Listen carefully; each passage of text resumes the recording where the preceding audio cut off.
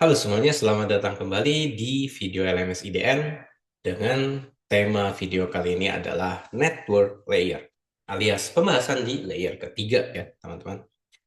Nah, di layer ketiga alias Network Layer di sini secara fungsi ya, dia ini akan membantu kita untuk menambahkan kalau kita di TCP/IP ya ada IP protocols yang difungsikan sebagai addressing dan juga nantinya akan kita lakukan fungsi routing ya di layer ketiga di sini.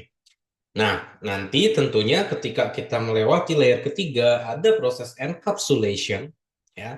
Dan ketika sampai di penerima maka ada proses de-encapsulation ya. Dan nanti terlepas dari kita pakainya IPv4 atau IPv6 ya, harusnya nanti ketika diroutingkan ini masih bisa ya. Nah, IP encapsulation di sini ya, yang di encap itu adalah informasi dari si transport layernya, gitu. Dan IP addressing tidak akan, ya, di sini ya, does not change from source to destination dengan catatannya di sini, kalau kita pakai NAT ini bakal diganti, gitu. Ya, jadi kita memang pengen end to end di sini ya, si komunikasinya gitu ya, pakai IP di sini. Dan pengennya sih memang kita nggak mau ngeganti si source ke destination, tapi karena kondisi tertentu, nah, nanti saya jelaskan, kita harus menggunakan fitur NAT ya, supaya si misalkan kita bisa terkoneksi ke internet gitu. Nah, ini ilustrasi tambahannya. Ini dari transport layer, ada data sama segmen misalkan ya, tambahannya TCP mungkin. Nah, maka nanti akan ditambahkan lagi header IP. Ya, maka disebut juga ini adalah IP packet. Gitu. Nah, lalu karakteristik dari IP di sini adalah connectionless, base effort, dan juga media independent. Nah, connectionless itu seperti apa? Nah, IP is connectionless karena tidak ada sesi established connection dengan si destination-nya, gitu. Jadi kalau kita kaitkan mungkin tadi di awal ada pembahasan connection oriented, connectionless, misalkan di TCP, UDP gitu ya. Nah, ini kita lagi bahas hal yang sama sebetulnya gitu. Nah, TCP kenapa disebut connection oriented? Karena dia ada established connection dulu, yang mana IP di sini enggak. Ya, sehingga di IP juga tidak ada control information berkaitan dengan sinkronisasi message, acknowledgement paketnya sudah sampai atau belum gitu ya. Sehingga nantinya kalau perlu connection oriented traffic di layer aplikasinya gitu ya, maka kita bisa memanfaatkan si protokol TCP begitu. Terus IP ini adalah base effort, maksudnya nggak ada garansi ya delivery paketnya bisa berhasil gitu ya. Karena di sini misalkan kita ngirim 3 paket, ya, tapi hanya diterimanya 2 paket ya, itu IP udah nggak bisa bantu lagi tuh di situ gitu ya. Jadinya nanti IP juga nggak expect acknowledgement gitu ya, IP juga nggak tahu kalau misalkan device-nya beroperasi di tengah jalan atau mungkin ada yang nggak jalan gitu ya. Nah, ini maksudnya base effort itu ke situ. Nah, makanya tadi ya, balik lagi, kita butuh TCP nih buat ngeceknya gitu ya, kalau perlu memang reliable communication. Lalu, kalau berkaitan dengan media independen di sini ya, jadi media independen di sini kita nggak memperdulikan si layer satunya pakai apa media transmisinya. Entah itu pakai copper Ethernet, ya kabel UTP, mau pakai kabel serial mungkin ya, ini yang legacy, fiber, mau pakai wireless, ini nggak masalah gitu. IP masih tetap bisa dikirimkan. Ya, protokol layer 2-nya selain Ethernet, misalkan di serial, itu protokol encapsulation layer 2-nya itu bisa PPP atau HDLC. Nah, IP ini masih tetap bisa dipakai gitu. Nah, terus si eh, network layer di sini juga bakal men-set si MTU-nya juga. Jadi di layer 2 ada MTU, di sini juga sama MTU-nya ada. Dan kadang kala kita perlu melakukan yang namanya fragmentation alias kita men-split IPv4 paket into smaller units ya. Nah, nanti mungkin di materi-materi yang lebih advance gitu ya, ini ada nih pembahasan mengenai fragmentation di sini gitu ya. Tapi fragmentation ini bisa menyebabkan latensi yang lebih tinggi gitu ya, karena kita harus nge-split dulu paketnya. Nah, tapi IPv6 itu tidak melakukan fragmentation paket gitu. Nah, example, goes from Ethernet to a slow one with a smaller MTU. Nah, ini harus dilakukan fragmentation. Makanya tadi latensinya juga tambah banyak gitu. Nah, IPv4 packet header, the network header has many purposes. Dan salah satunya ini kita harus memastikan paketnya dikirim ke destination yang sesuai.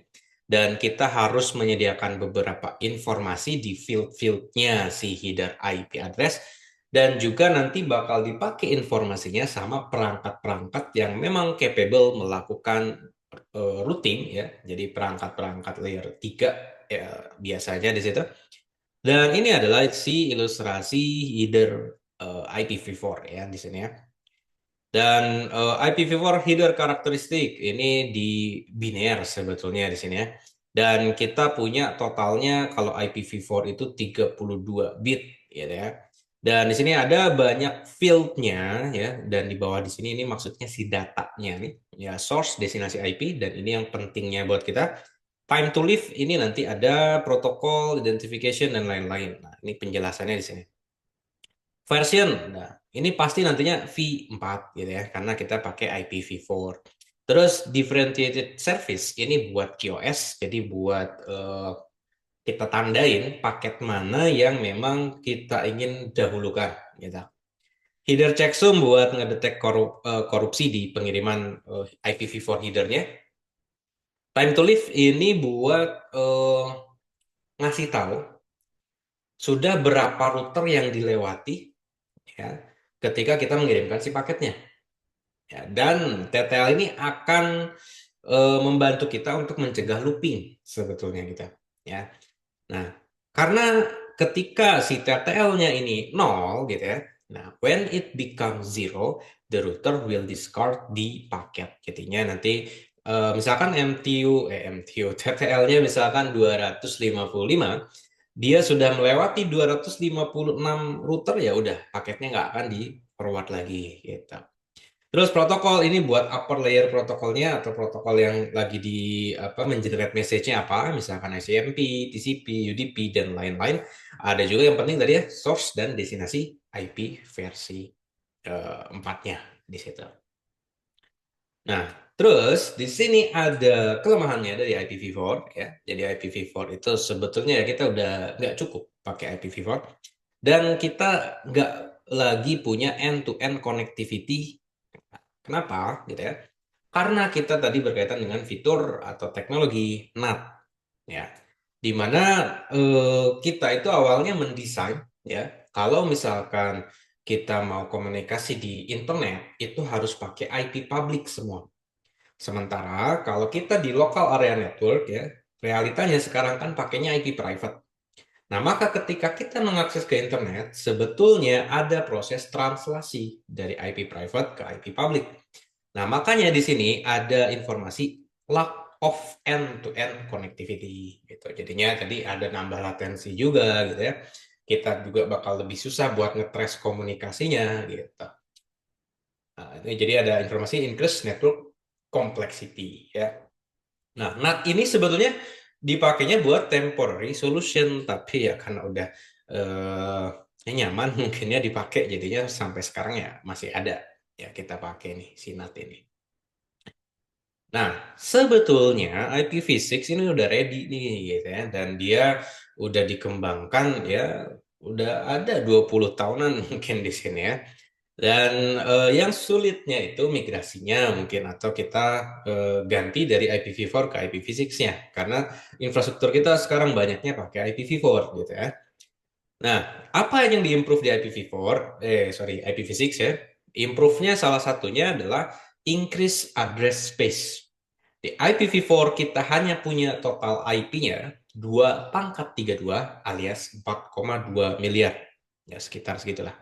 Sementara kalau di IP versi 6, 2 pangkat 128. Banyak sekali di situ. Ya, dan ini kalau comparison ya, 10 eh, ini yang IPv4, ini IPv6 un undecillion ya. Banyak sekali intinya ya.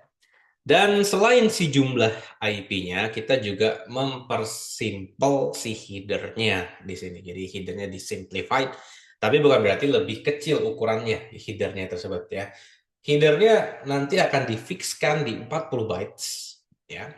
Dan nantinya kita akan atau dibuang nih beberapa informasi seperti flag, header, checksum, dan fragment offset. Jadinya lebih simpel si header-headernya di sini. Nah, salah satu penjelasannya, version berarti v6, traffic class ini buat QoS, sama seperti di IPv4 juga ada.